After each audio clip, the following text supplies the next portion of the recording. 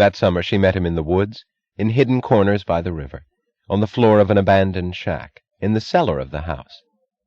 These were the only times when she learned to feel a sense of beauty, by looking up at old wooden rafters or at the steel plate of an air-conditioning machine that whirred tensely, rhythmically above their heads. She wore slacks or cotton summer dresses, yet she was never so feminine as when she stood beside him, sagging in his arms, abandoning herself to anything he wished, in open acknowledgment of his power to reduce her to helplessness by the pleasure he had the power to give her. He taught her every manner of sensuality he could invent. "Isn't it wonderful that our bodies can give us so much pleasure?" he said to her once, quite simply. They were happy and radiantly innocent. They were both incapable of the conception that joy is sin. They kept their secret from the knowledge of others, not as a shameful guilt, but as a thing that was immaculately theirs, beyond anyone's right of debate or appraisal.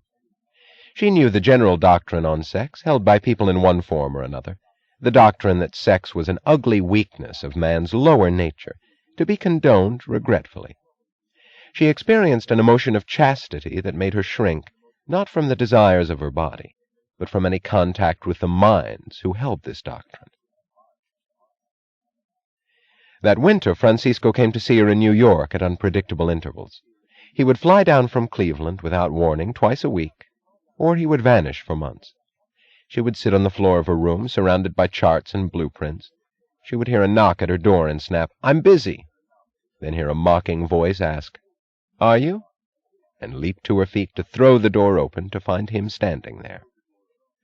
They would go to an apartment he had rented in the city, a small apartment in a quiet neighborhood.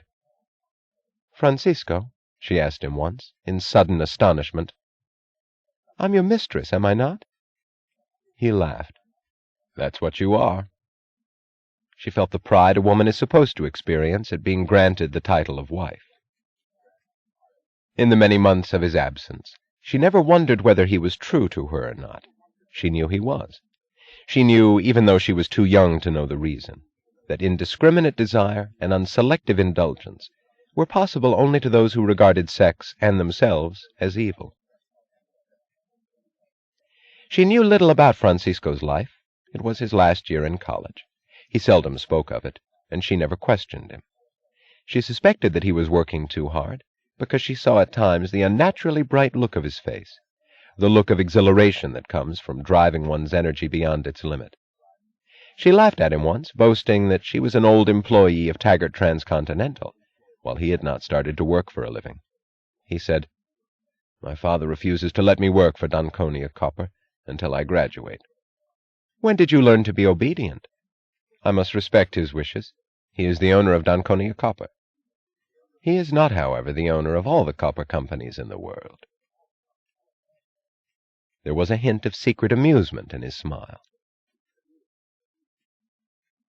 She did not learn the story until the next fall, when he had graduated and returned to New York after a visit to his father in Buenos Aires.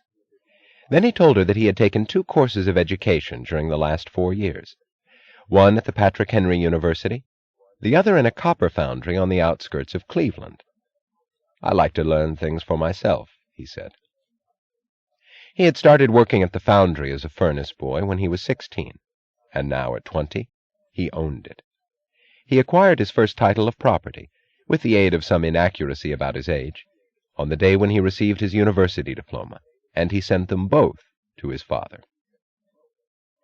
He showed her a photograph of the foundry. It was a small, grimy place, disreputable with age, battered by years of a losing struggle. Above its entrance gate, like a new flag on the mast of a derelict, hung the sign, Dunconia Copper. The public relations man of his father's office in New York had moaned, outraged, "But, Don Francisco, you can't do that. What will the public think? That name on a dump of this kind?" "It's my name," Francisco had answered. When he entered his father's office in Buenos Aires, a large room, severe and modern as a laboratory, with photographs of the properties of Dunconia Copper as sole ornament on its walls, photographs of the greatest mines, ore docks, and foundries in the world, he saw, in the place of honor facing his father's desk, a photograph of the Cleveland foundry, with the new sign above its gate. His father's eyes moved from the photograph to Francisco's face as he stood in front of the desk. "Isn't it a little too soon?" his father asked. "I couldn't have stood 4 years of nothing but lectures. Where did you get the money for your first payment on that property? By playing the New York stock market?" "What? Who taught you to do that?" "It is not difficult to judge which industrial ventures will succeed and which won't." "Where did you get the money to play with?" "From the allowance you sent me, sir, and from my wages." "When did you have time to watch the stock market?"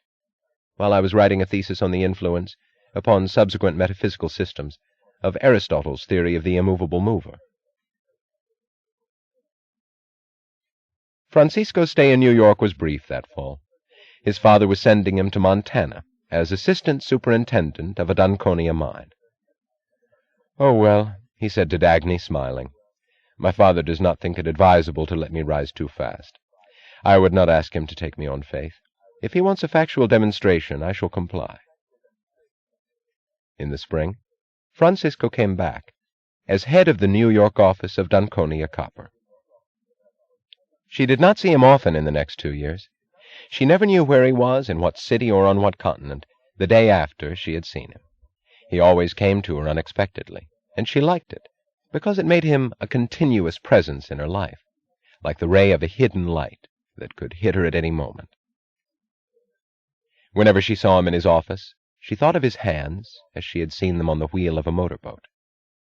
He drove his business with the same smooth, dangerous, confidently mastered speed.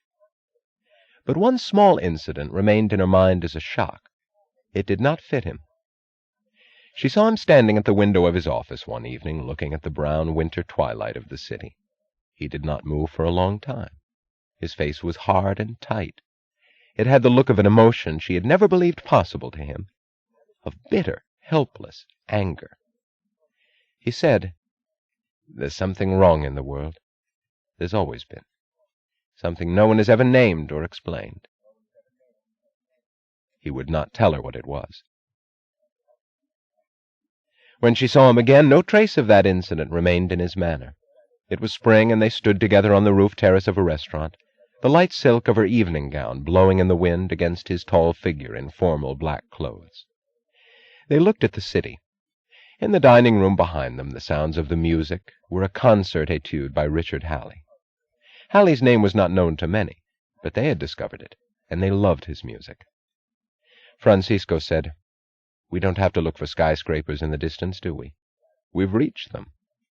She smiled and said, "I think we're going past them. I'm almost afraid.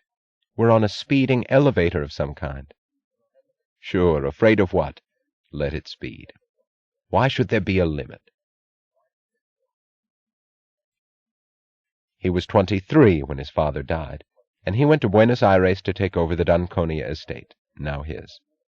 She did not see him again for 3 years.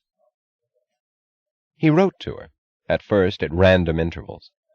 He wrote about Dunconia Copper, about the world market, about issues affecting the interests of Taggart Transcontinental. His letters were brief, written by hand, usually at night. She was not unhappy in his absence. She, too, was making her first steps toward the control of a future kingdom. Among the leaders of industry, her father's friends, she heard it said that one had better watch the young Dunconia heir. If that copper company had been great before, it would sweep the world now under what his management promised to become. She smiled without astonishment. There were moments when she felt a sudden violent longing for him, but it was only impatience, not pain.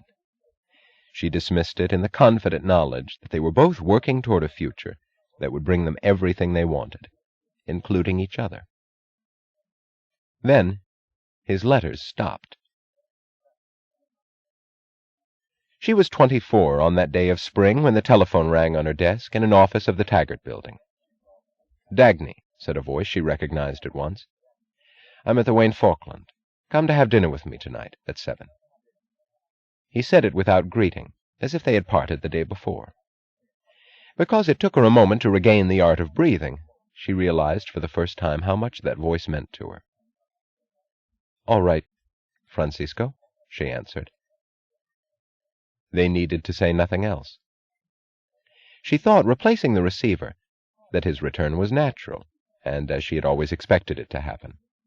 Except that she had not expected her sudden need to pronounce his name, or the stab of happiness she felt while pronouncing it.